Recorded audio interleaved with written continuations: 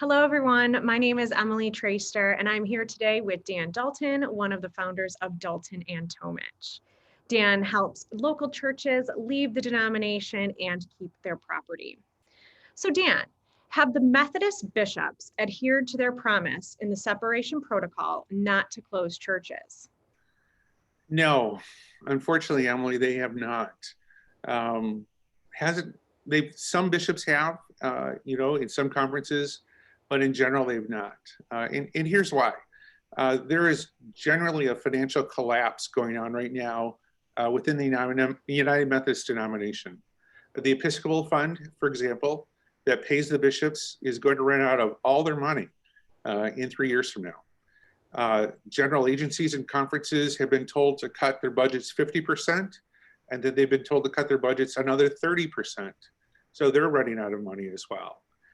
Conferences have sold their properties as much as they can, and so they are just relying on local churches now for apportionments and for payments. And local churches aren't paying apportionments because they're not open, or they just choose not to because of what's happening in the denomination.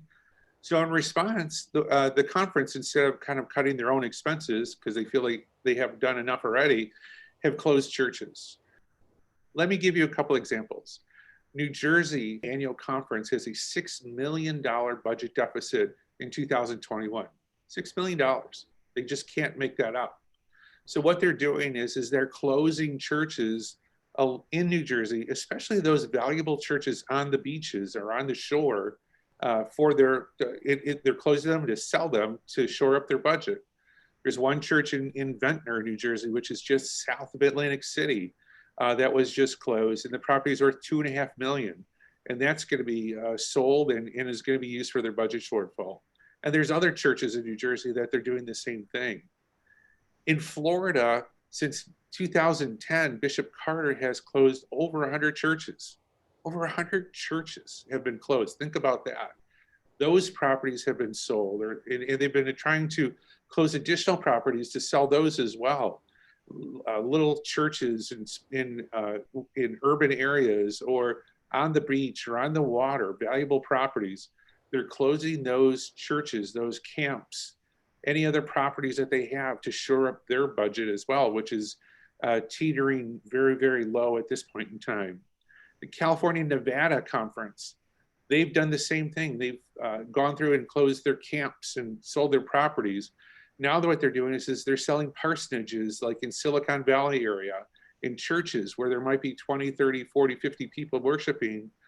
And those churches have been there for 60, 70 years, and they're closing them because the land is just too valuable and they can shore up their finances that way. In short, churches are being closed.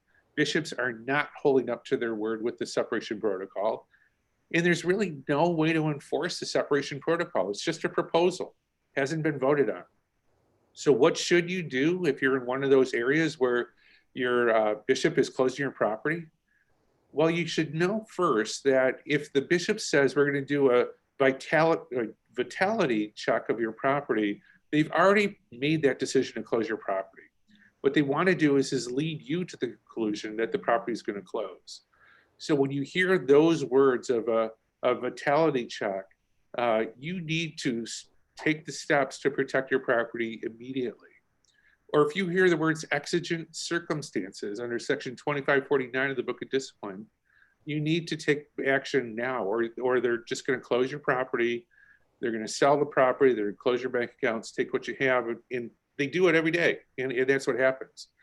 So if that's happening, you need to contact us or contact a professional to help guide you through the process to save your property, protect your assets, so that you can continue doing the ministry, the important ministry in your community. Thank you for your insight, Dan. If you're watching this video and you have any questions or if we could be of any service to you, please give our office a call or send us an email. Thank you.